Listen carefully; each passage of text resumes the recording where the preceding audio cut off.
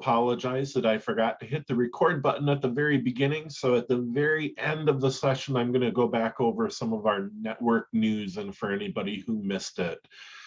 But as we come back from our breakouts, you had a chance to discuss just how everything is going this spring, scheduling, communications, getting in your fidelity assessments. How are things going? Was there anything that anybody wanted to share from any of your discussions?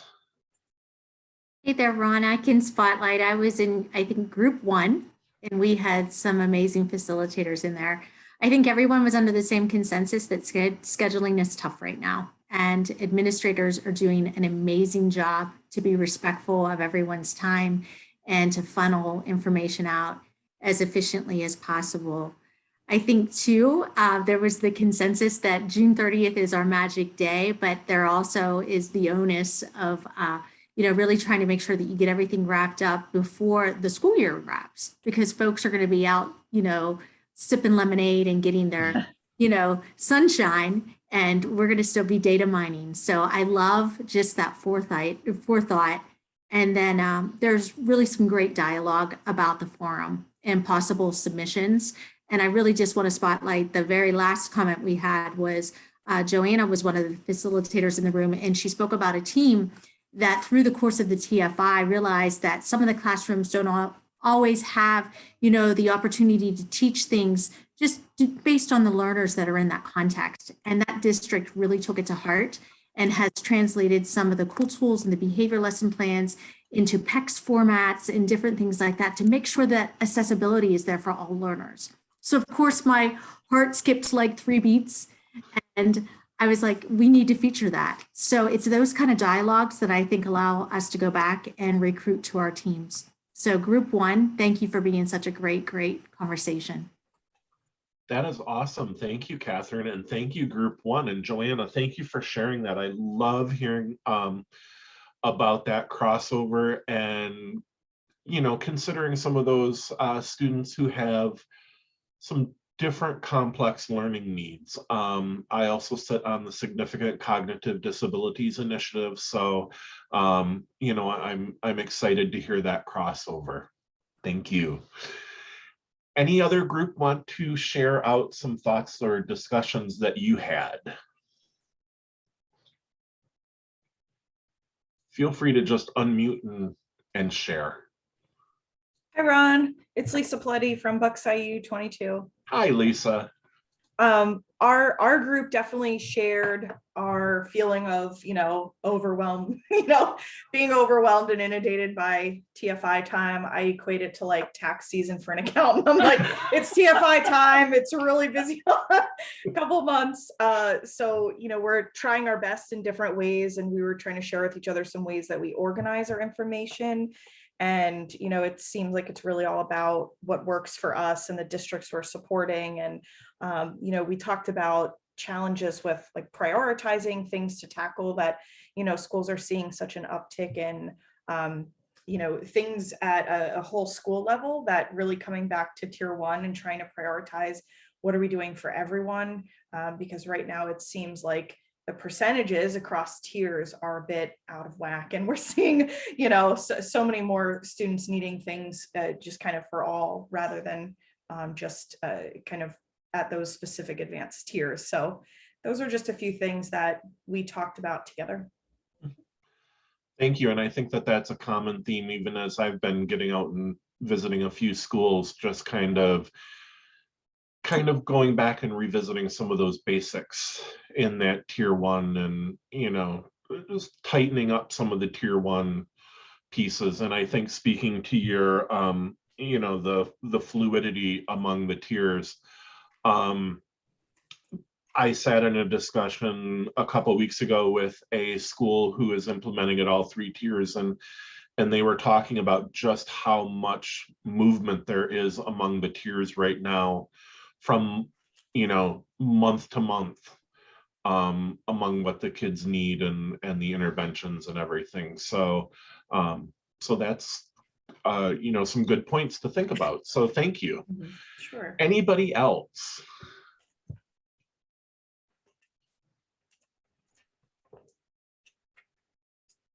Hi. Oh, Oh, In go our, ahead. oh, was there more than one? They can go. Nope, go ahead, Courtney. Okay, I was just going to share out that we had discussions about the walkthrough piece and the time that it's taking at some of our schools because of us wanting to make sure we're getting a fair representation across the grade levels and different classrooms. So just some of the struggles and kick around ideas and when are the times we're going in. So many of you probably know this, but if for anyone new, really looking at transition times, going in during lunch as well, recess. We try not to go into classrooms during instruction so that we are not interrupting the instructional process. And I had shared that, like, I was at a school the other day and I told the team there was too much learning happening. I was having a hard time getting kids, like no one was in the hallway. So although it is not something I love to do, from one class, I ended up asking like 3 kids it was elementary, so they're all standing in line to go to the bathroom at the same time. So I try not to do that to get that representation, but I also just had to make do with the time that I had. Mm-hmm. And that's a good point too. The walkthroughs, finding that time, the walkthrough isn't supposed to be a full day or even a half day. It's supposed to be just kind of like a quick temperature check, and finding the perfect time to be able to get a fair representation is a tough challenge. And I know Tina likes to recommend, the bus times. The dismissal and the drop-off times are a great way to get kind of a fair representation of all of the students. But that's a difficult time to just, who's this random stranger standing in front of the school asking my kids questions? So it's a struggle finding it. And, you've just got to do the best that you can do within the parameters. So thank you. Anybody else? Anything quick to share? Yeah, hey, I'll just shout out walking through schools again. That feels great. Wearing actual clothing, not in my sweatpants. That's awesome, Gordon. I know I had to get out the other day and I was going to a school and it was like, what is this? I'm putting shoes on at 7 o'clock in the morning. Something's not right here, But it is great to get out and not only to see the kids, but just to see the other teachers and everything too. I don't always get to be in the schools and interacting on that level, so it was just nice to sit in a classroom and just hear the back and forth between the teacher and the kids and everything. It was great.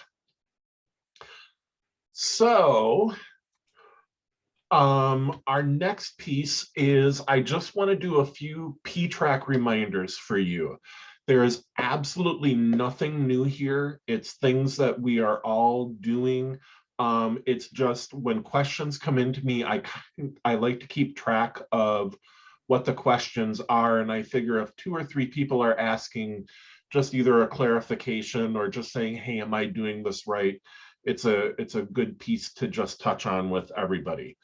So just a few pTrack reminders. When you are uploading your action plans, under the recognition tab, you're just going to pop that action plan in under the recognition. And the reason that you do that is that when we run that recognition report, we need the action plan attached to it, and that's where it's going to pull from. If you put your action plan in the document section, that's okay to do. Just upload it again under the recognition tab. The only thing you'll have to remember just to change that file name some way. What I like to do is if I'm uploading it under the recognition tab, I just put recognition into the title to differentiate between the recognition tab and the document tab. If you have 2 files with the same name, it won't let you upload. So the action plans go in under the recognition tab. Your TFIs, and I admit I did this when I was entering in TFIs. Don't forget over here on the side. You might have to open your window up fully. Don't forget to mark the pass or fail tabs. That's one of the biggest things that I'm seeing is, or when people reach out to me and say, why isn't this working? It's just forgetting to expand that window and marking those tabs. Your staff data, make sure that you're keeping that updated, and that you have somebody marked as the primary contact, and that primary contact has the email address listed. That will allow you to be able to send pTrack messaging.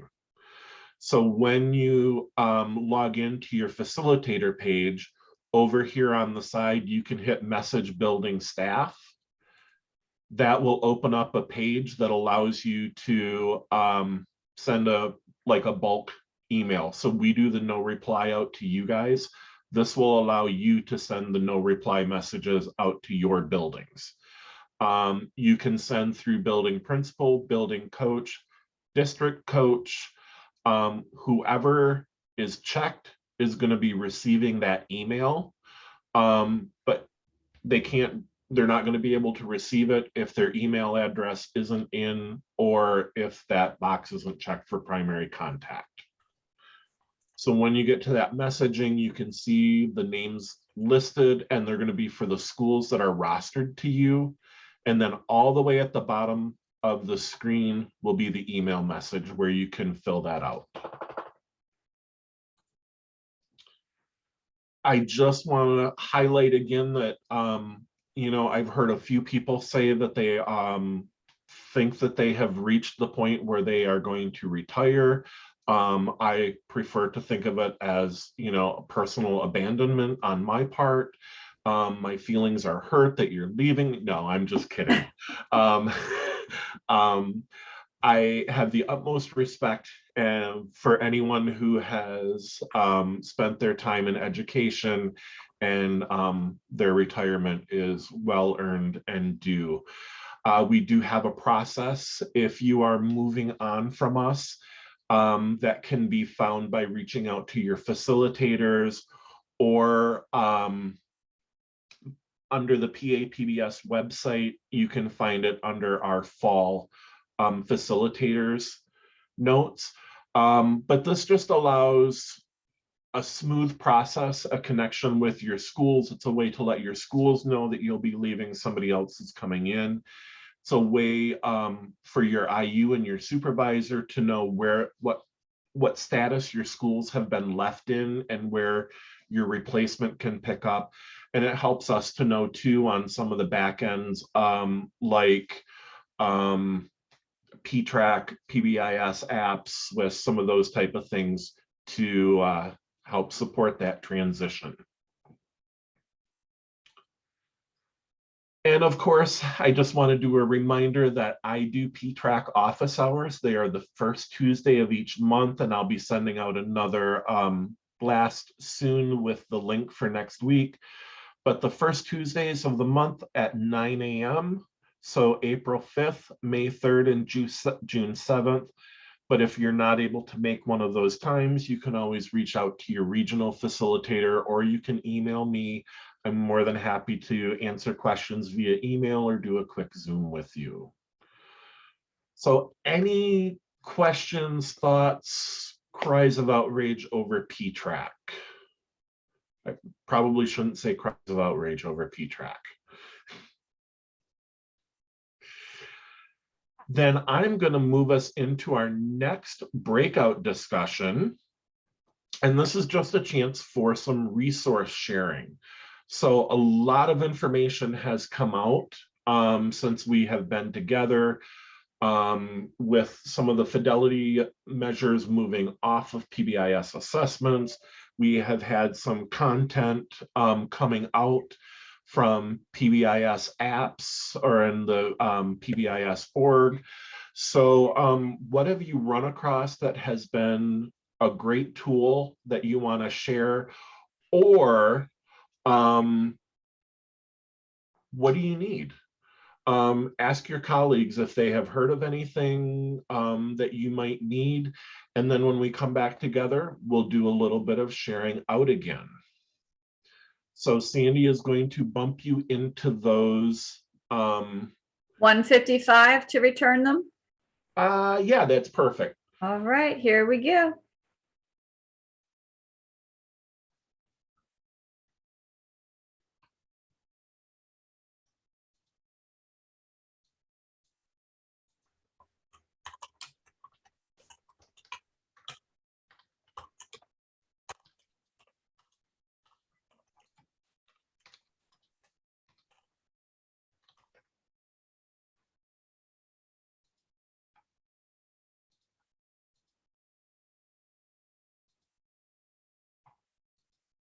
Everybody, welcome back.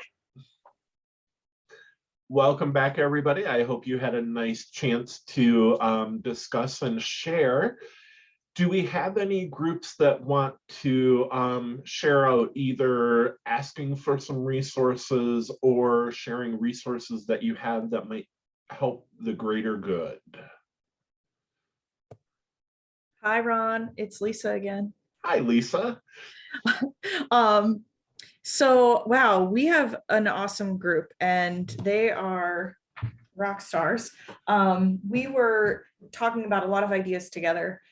One thing that we were talking about was, some of the monthly and annual requirements that we're asking of our district buildings seem to always sneak up on everybody. And, we talked about, like, I'm in the midst of trying to do this for one of my districts, is creating kind of like a monthly, like, here's the things we're always going to ask for, by this date, annual data, by this date, make sure you're looking at SWIT, by this date, it's your TFI, here's when surveys should open up, so that it can be built into maybe their assessment calendars.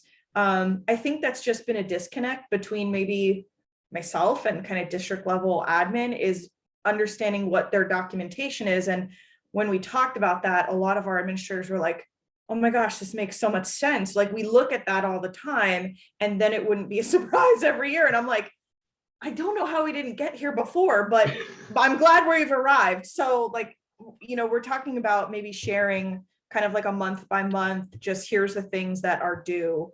And that could be, generalized across a lot of buildings, just those things that are due every year. And we also talked about like classroom look-fors, and what are some of those PBIS practices that we could be something attainable, like, and maybe like a one-pager on here's how to really kind of grow beyond just maybe some of the school-wide or non-classroom setting pieces. Like, how is this rooted in teachers' everyday practice? And are we making sure that, we don't just have the posters in the hallways and in the bathroom, we check some of those boxes, but I don't know that it's always inherent in everybody's classroom. So what are ways that we can help support some, like, easy, quick, these are some look-fors. And if we're doing this, we are aligning with what we are trying to do school-wide as well. So some of these are under construction. Some of these we're finding and asking what we can share with what we have. So work in progress right now. Great. So if anybody else has anything to share with what Lisa just shared, or in response to some of the look-fors, feel free to add to the conversation. I think our group, I think one of our best resources is each other. And the patent staff, the state leadership team, like, I don't know of anywhere else, like, where you're just, I feel comfortable contacting Ron, right? I feel comfortable contacting other people. Like, we have each other's back and we are in this together. And our 3IU region works closely together with a lot of projects. And that has been very helpful, that we work together as a tri-IU group. And I do think that that's important, is, to remember that you are not alone. Your IU is not alone in implementing. Reach out to us, but reach out to each other. You know, if you have the question No. or if you have the need, there's probably others that have it too. So. Ron, this is Christine Sanker. I would piggyback on what Dawn just said. I shared a resource in the chat. We had the opportunity to work with Penn State University, reached out to our IU in the fall. They had received some grant money regarding trauma, and they wanted some recommendations. And we automatically said, well, how about the PBIS trauma-informed classroom practices? And they created videos. They're very well done. They have the time limits. So this is a link to a 3-slide PowerPoint that was the easiest way for us to share it. And all they requested is that every participant that views the video complete a short survey afterwards, so that they have some documentation that the money was used for what they said it was going to be used for. So please share it far and wide. You know, that's something, talking about tying it into the tiers of the PBIS framework.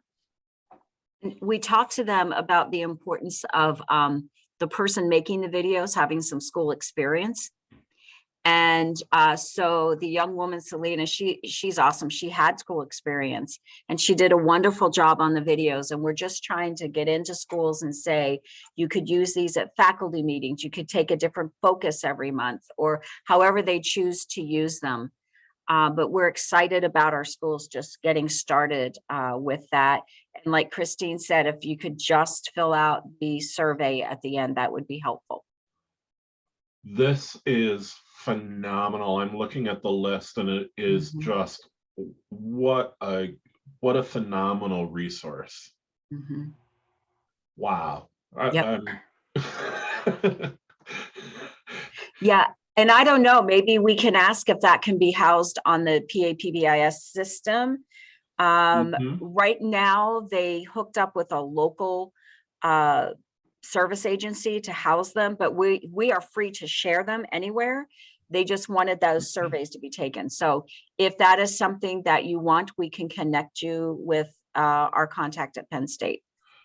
I think that would definitely be something. I'm looking at Shonda and seeing her nod her head in agreement that yes, we will be reaching out and working on that. Yeah, it was fabulous. And it's fabulous that we know the resources to guide them to, right? That, you know, we know Midwest PBIS is a place we can go. And so, well, we're glad to share. Oh, thank you for sharing that. That's awesome. Hey, Ron. Yes.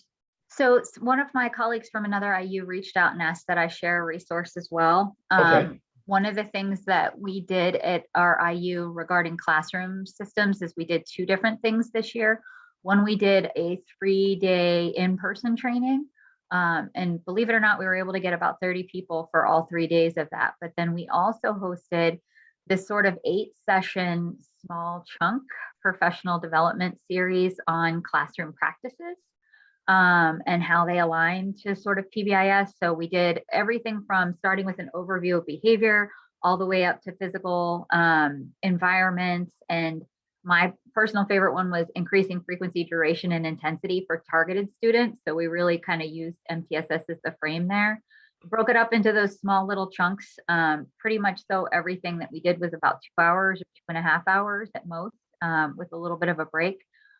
Most of the sessions are recorded. We have the information and kind of have shared it, but we found that those tiny little chunks were great because then people could kind of pop in and pop out and not have to travel the whole way to the IU. So just tried to, again, bring home the points of the importance of strengthening our classroom practices and having them be aligned with our PBIS framework. So you guys are doing some great work out there. This is really, I cannot take credit. I credit Crystal, Christina, I think are on this, and Shauna, who is not with us.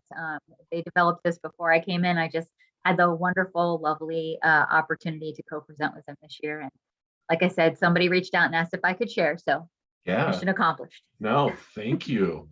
Who else wants to share? I have a question. Mhm. It's Courtney again from IU20. While we're in the sharing mood, I have put it on my to-do list for next year, but maybe looking at all these attachments people have put in, someone else has already done it. So when we do the SAS, when we look at the results and we're going in and doing our TFI or BOQ, whichever it is, oftentimes there's a lot of questions or might be disconnect between the way the staff are responding to questions, like in particular, problem behaviors defined.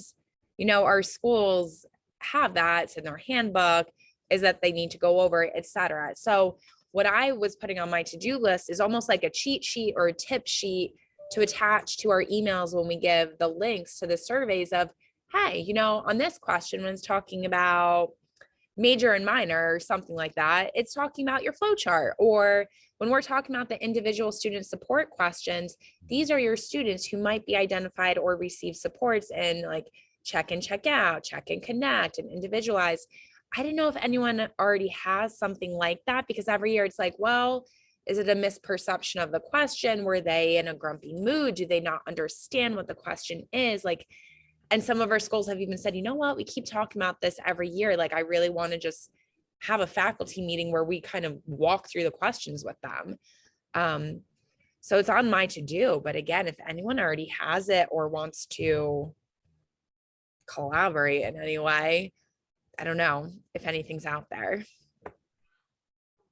So basically it's kind of defining some of the language terms, that type of thing that's Right. in the SAS, where we might call it one thing, but they call it something else. Yes. Or just being very specific, you know, when it's asking about the request for assistance.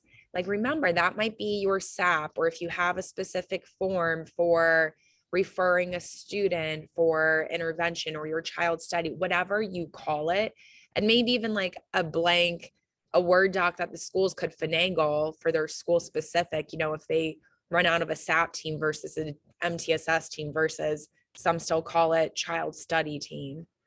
Thanks, Marissa. All right, Marissa's on board. I need to write that down. I am not familiar with anything, but there might be others out there. And if not, I would be happy to work with someone to facilitate a group starting on that. Yeah, Sure. I would certainly jump in that too, because, you know, Courtney, I know I've sat with many core teams and we had to kind of get into the norms of this. As we look at these items, this is the reference point we're going to view it through. So it would be fantastic to do some cross-referencing and alignment. Ron, count me in if we jump in on something. I'm with Okay. Ron, quickly, I know Catherine, along with that, this is Marissa from IU23. One of the things we're seeing now too is that they're doing so many surveys that they don't really know what they're being surveyed on. So like they might be doing a school safety survey that's not related to PBIS, but they have to do for another thing that they're doing. So they're like, so are we answering it from that, or are we answering it from like? So it's a constant, like, they're surveyed out, honestly, and like really having to work on like really making sure, like, what are we doing for our staff when we're doing like a sip-in survey, and when we're doing that, maybe there's a quick overview of what is the survey that I'm taking and how is it impacting us as a faculty here, and blah, blah, blah. So I definitely think, Courtney, we could definitely put that into it as well, because I've gotten a lot of feedback that they were like, I'm wondering if they were misconstruing this survey with the survey we had to take 2 weeks ago that asked this question. So just like kind of going through that a little bit. Yeah, Marissa, that's a fantastic point. And I would love to do a shout out if you folks haven't played around with the new school climate survey on PBIS apps and drill into the individual features for the family lens, the youth lens, and the staff lens. There might be some help there, you know, that we can cut out some of the redundancies, but we definitely have staff that they're not quite sure, or they think they already answered the survey because of the overlaps.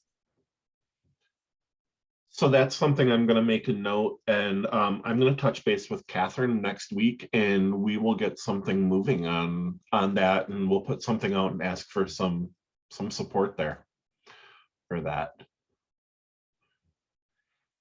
Anything else that anybody wants to share or ask for a resource or anything like that? I think this is one of the most valuable parts of the afternoon. So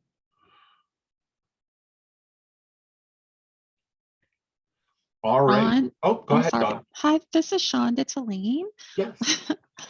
So one of the things we talked about in our group for the high school community of practice group through Northeast PBIS, there was interest in that. If a novice facilitator who hadn't really supported high schools and was looking for others who had that experience. So we talked about that offering, as well as the Swiss community of practice that is also offered through Northeast PBIS. I know I had an opportunity to attend at least one of those meetings. And as someone who's been a Swiss facilitator for years, there's still room to learn. They keep you up to date with changes to Swiss and some different thoughts on how to utilize that platform. So I would recommend attending the Swiss community of practice and the high school community of practice meetings if you have time in your schedule for those. Thank you, Shonda. Dawn, I think were you going to share? I was just going to share that this year our Tri-IU group has partnered together for monthly networking meetings. And it's been nice to share the workload. And so that's been a nice thing that's happened locally. We're sharing our people resources. Yes. Yep. How do we access the high school community of practice meetings? I will share that information, or one of us will share the information out to the field. There is a group, they called it a high school PaPBS think tank. And I think it's hosted by Northwest PBIS that puts those on. I know that they met today, and I think they meet about, is it every month or every 2 months? I think it's every 2 months, it's not monthly. Yeah. But I will find that flyer and share that out. I just shared it with a school a couple weeks ago, so I know I have that at the ready, but I will send that information out. All right. The next thing that I want to do is just take a minute to Ron, may I interrupt? There's a question from Ken. Ken is asking, how do we access those? The high school community of practice meetings? Yep, that's what I just mentioned. Oh, thank you, Lisa. Lisa just dropped the dates and the link in. And I do have a flyer that I can, and thank you, Becky. Oh, great. That's the mail list for the high school community of practice group. So we'll pull those together and put that in an email to follow up. So what I want to do is share a resource that Sandy and I have developed and have shared with the field, and we want to make it available to you. So this is just a preview. This will not be the full presentation, but this is on building and maintaining positive relationships. This was a presentation. It is based on Clay Cook's EMR method that he developed for building and maintaining positive relationships. And we developed it for the paraprofessional series last year. And it's been very well received. In 10 months, it has almost 8,000 views. So it's one of the most viewed videos on our website right now. And I wanted to make it available to you because I think it's important that you are aware of not only the resources that are available, but also if our paraprofessionals are getting this information, this could be something that we can connect with other educators. And it's what I like about it is that it is a simple plan, it's a simple method. And so many times, we can tell a teacher, you need to build and maintain positive relationships, but they're kind of like, how do we do that? Tell me how to do it. I need a package. I need, it's not just something that I can do. So This is actually about an hour in length with activities and everything. I'm just going to do a preview of it of a few slides and a little bit of the content. But if it's something that you would like to turn around to present, Sandy and I are more than willing to share it with you. The only thing that I would ask is that you review the links to make sure that the links are still current and everything. So building and maintaining positive relationships. We can see that these are the characteristics of positive relationships. And we know that positive approaches and positive relationships create stronger positive connections, not only in the classroom, but to learning and to students' well-being.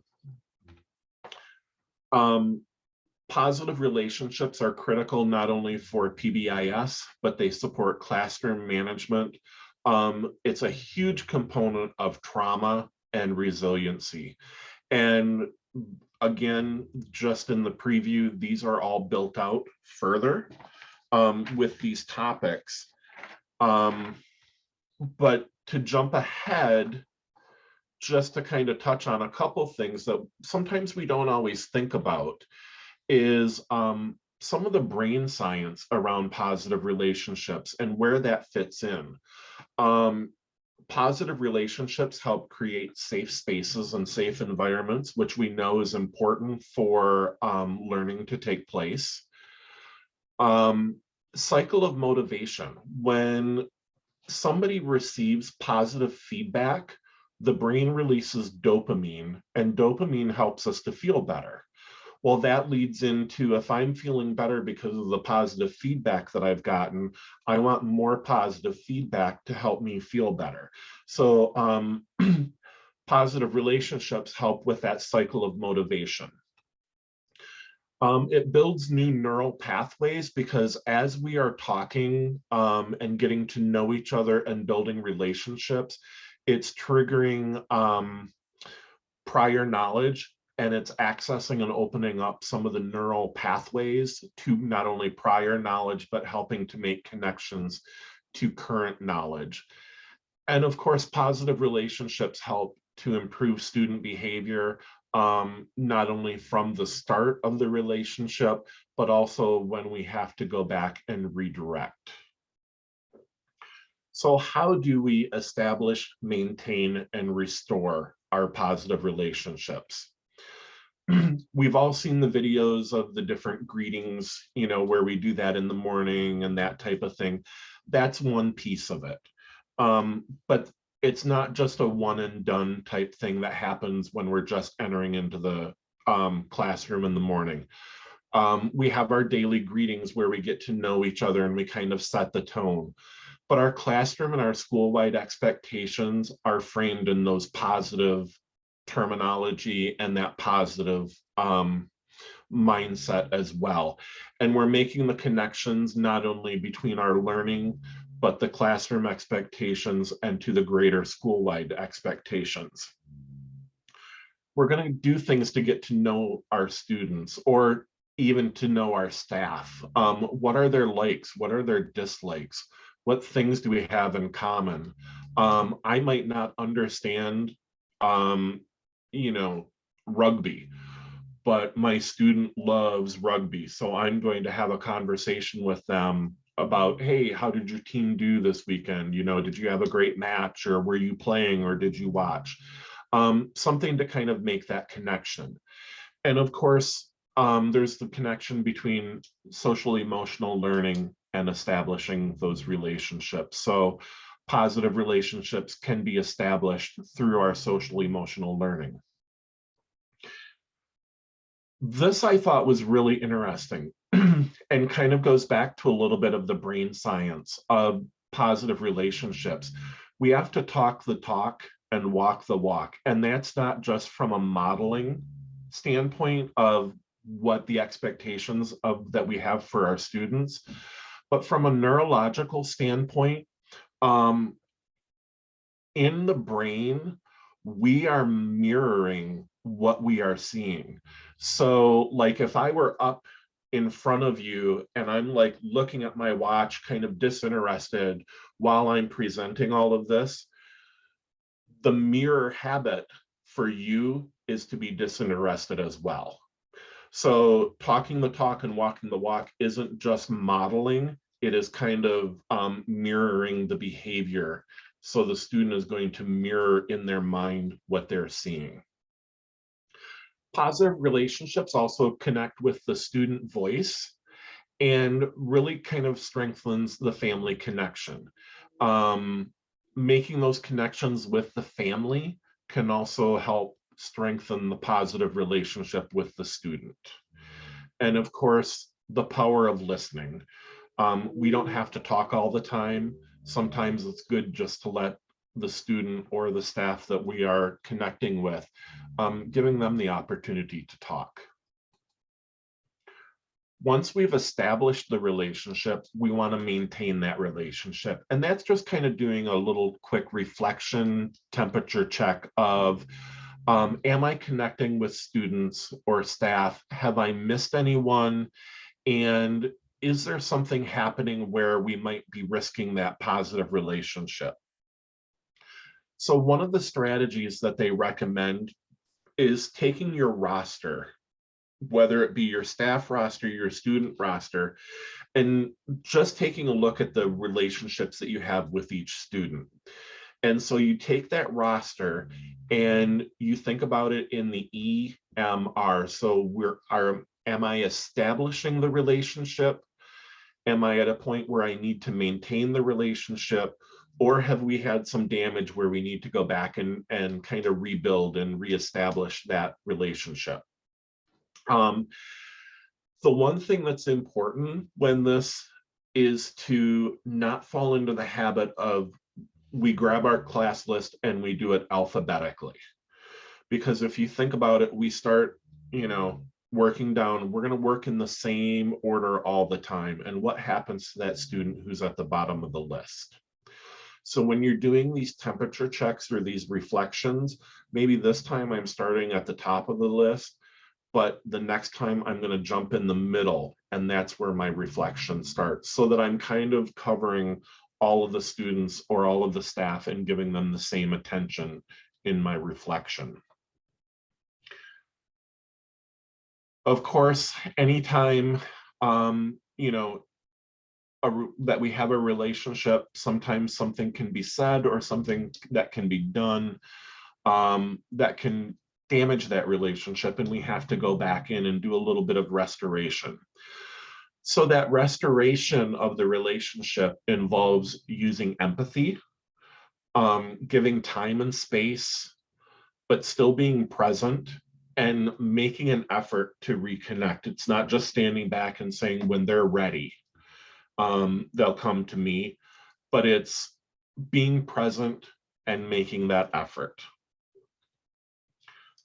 And this is one of the hardest things to do, is let go and start fresh. Today is a new day. I used to work as a CPI, nonviolent crisis intervention trainer, and I remember I had a fellow trainer who put it very succinctly. And she said, you only have so much energy within your day and within your time with a student. Do you really want to be spending that energy in negativity? Or do you want to let it go and start fresh and use that energy to refresh?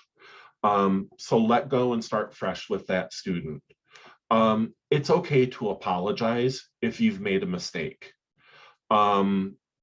So make that apology, because sometimes that will be the strongest connection that you can make during that restoration piece. Remember that there's two sides to every story, and it's important to take perspective when we're restoring that relationship, and not only the perspective of the moment and what happened in that moment, but the greater picture of what is the student dealing with outside of school, what are they bringing with them, but likewise, what am I carrying into the school? And like Sandy said, maybe even there might be 2 viewpoints to consider.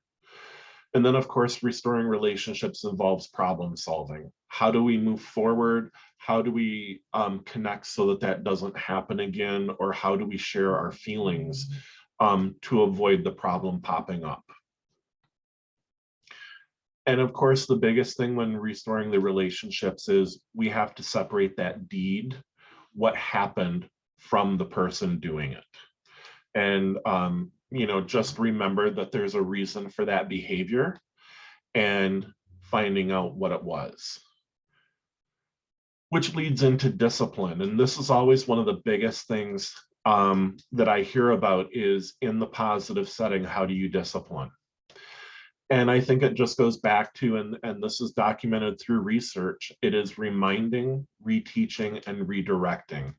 And what I think of with this is these aren't student behaviors. These are our behaviors as the adult. These are things that we do to restore the relationship. So when we're disciplining, we are giving that quick prompt of what is the expectation that we want the student to be doing, and it's framed in a positive manner. We're reteaching and modeling that behavior again, and we might have to do it several times.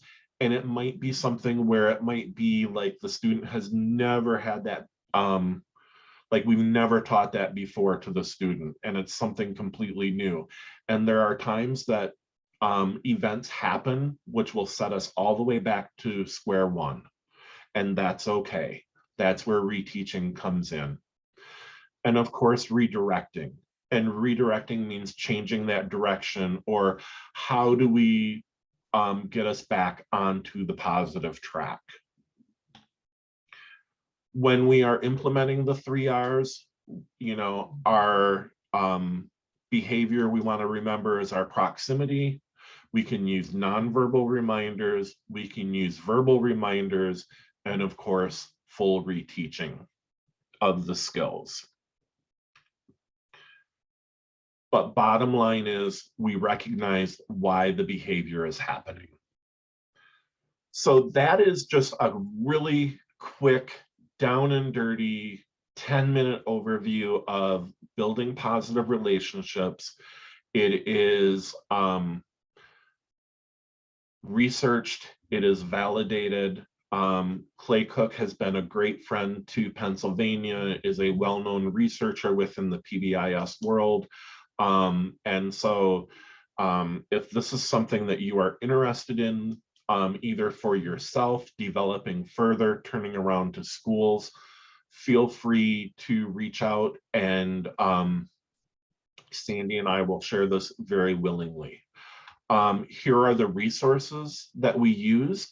And the only thing, again, that I would ask is that you just check the resources to not only, number one, become more familiar with the concepts for yourself, but just also to make sure that they are current, and to feel free to add any of the resources that you may have to the presentation.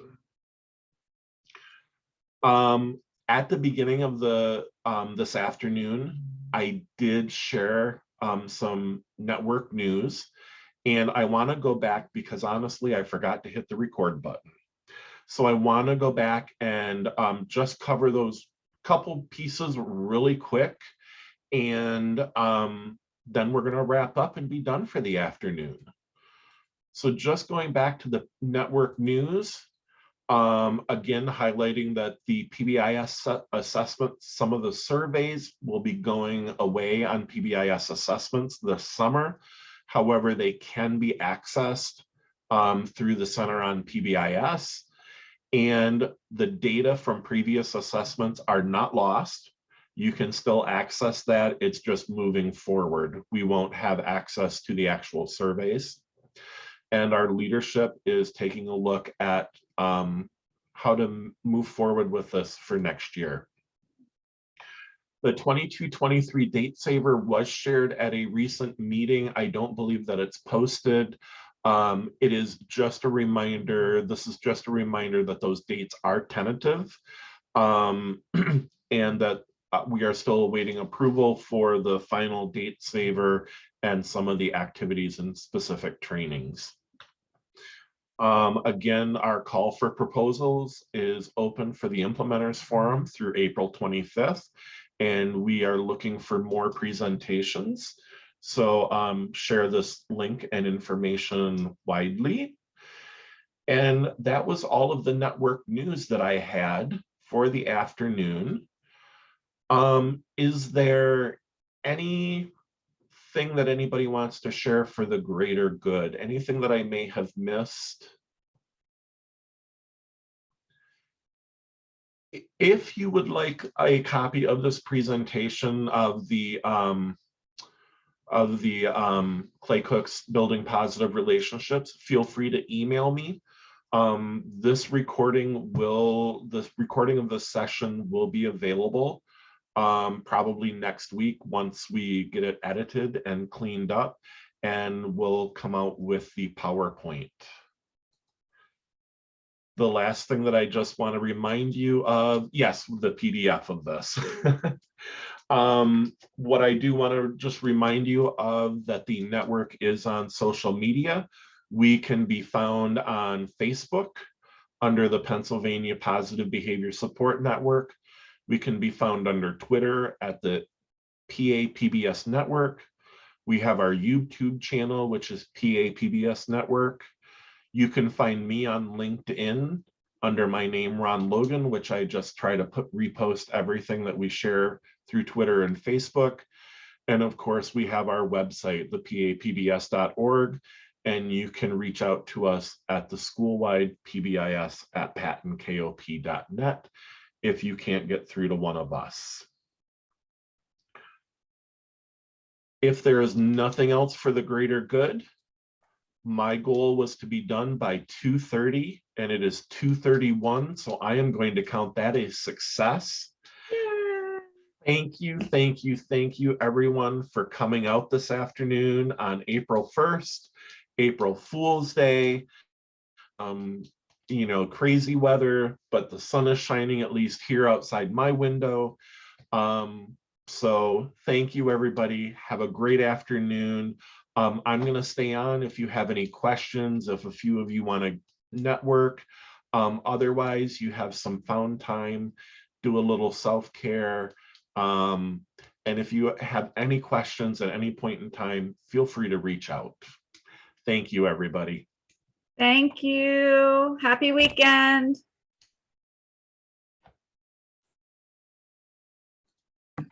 Ron? Yes. Christine and I did have